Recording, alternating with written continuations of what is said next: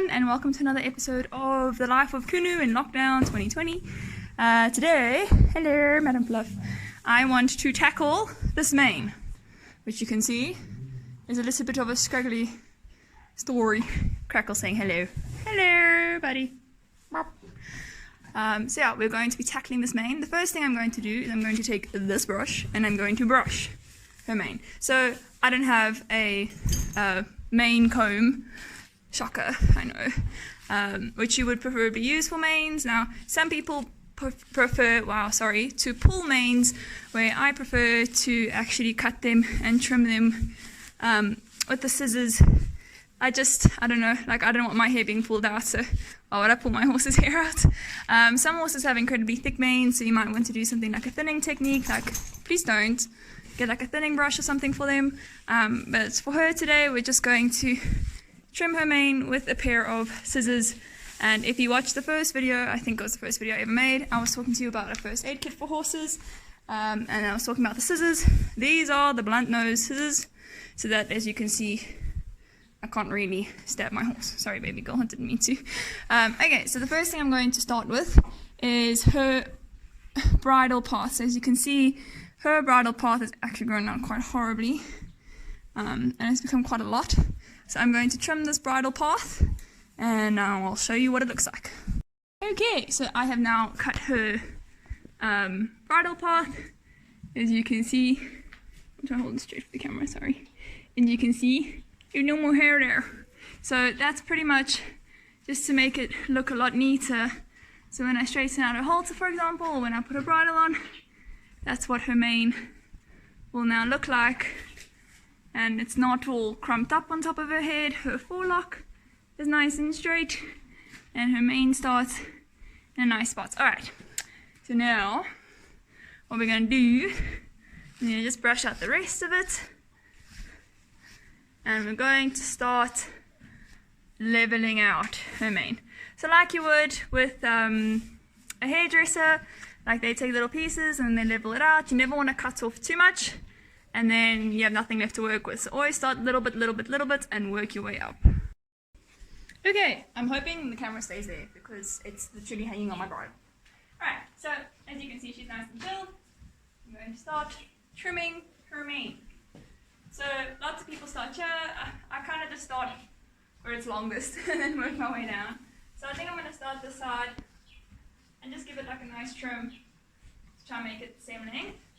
Now, a lot of people wet their horses' manes in order to do this process. I like doing it when they're natural, because then I also can see how it's going to look. So a lot of times when the mane is wet, and you cut it and then it dries and it does this little funny Mexican wave thing. So I'm just going to start trimming in a relatively straight line. We will go through and neaten it all up once we've taken most of the scraggly bits off.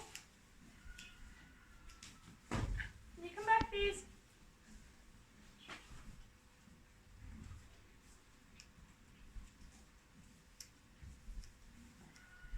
So now, with pulling out the manes, she hates it. She absolutely hates it. So I would never ever try it with her. I have tried it with her. She's not a fan. So that's how I end up just trimming the manes, and then I'll go through it again. Now, a lot of people like their manes super short. I'm not one of those people. My horse must have some mane to her. Just want it a little bit shorter than this. I'm just going to go in and trim it some more. See, the thing is that makes it hard about trimming horses' manes, that they're constantly moving. Stand still, please. So it's not that easy to get the ideal cut. Oh, you see, they are cut too much now. Kunu! Stand still. No, stand.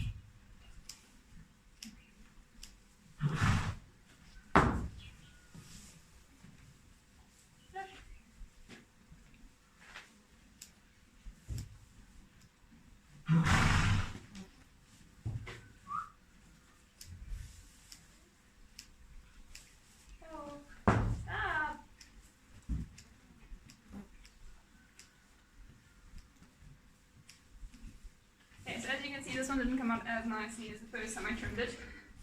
That's okay, she's just a little bit busy. I think I'm just going to put some fly spray on her quickly. So now I've got pretty much a good trim, but as you can see, like the side's a bit shorter, so I'm just going to go and trim this slightly longer part.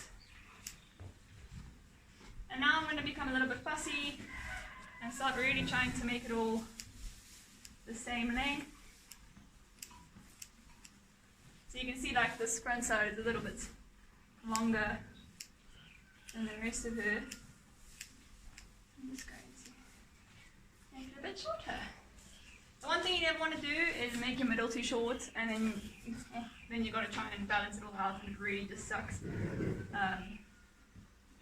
Our dogs are fighting again, so if you hear them in the background, they're not arguing, they are simply playing. That is how Ridgebacks play.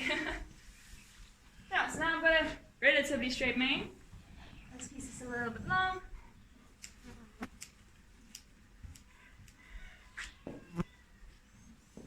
Yeah, so now in order to make it look like I haven't just gone and hacked it with a pair of scissors, which I have, but in order to make it look like I haven't hacked it with a pair of scissors, I'm literally going to go and just start cutting almost diagonally through the mane, through the thicker parts, and just kind of thinning out the edge of the mane a little bit. This is just a personal preference to make it look a little bit more natural, a little bit more flowing.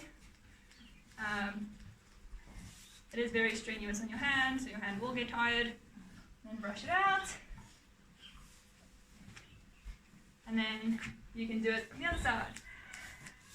And just keep trimming. So as you can see, this is why I said to you guys, don't cut off too much to start with, because chances are you are going to go back in and edit it and finish up with a little bit of touch-ups. Yes, I am left-handed. Yes, it makes it hard. No, I don't mind. Let me check. There's a longer piece there. Not that bad. And you basically just keep editing. You're just going to keep editing your mane little piece by little piece until you're eventually happy with the length and how straight it is. I'm just going to keep trimming. But like I was saying about the clipper blade, is some people take hair and they'll ride the hair up, and then they'll use a clipper blade just to like slice off the hair underneath it, and that's how they like give it a thin pulled effect. But I personally really like, for my own horse, a nice straight cut mane with very little deviations from the straightness. Like, I don't know, I think that's really pretty for me. So yeah, and also it's a nice length to plait, if you ever needed to plait shows and stuff. The longer, the thicker the mane, when it comes to plaiting, the harder it is to plait. So always just be careful when you're plaiting or when you're cutting your horse's mane that you make it economical to also plait the horse's mane for shows and all those types of things. But basically, you'll just keep doing that until you're happy with the length of your horse's mane. Hey baby, yeah, you're doing so good. And just keep editing away. And once that's done, then voila! You pretty much have a perfectly straight cut mane compared to the first time. I think this looks a lot better for her. It's not 100% yet, but I don't want to waste you guys' time. So yeah, nice and relaxed. And she's got a nice little bridle part, so you can see, oh, come back. The top of her ears are nice and comfy, and it's all relatively straight. So what I'll do is I'm going to go ride her now, and I'm going to see how her mane plays up when I'm riding her, and if there's any pieces that I missed with the scissors, like any pieces that decide to come and stick out down here, then I'll just trim those off after I ride. So yeah, that is how I trim my horse's mane.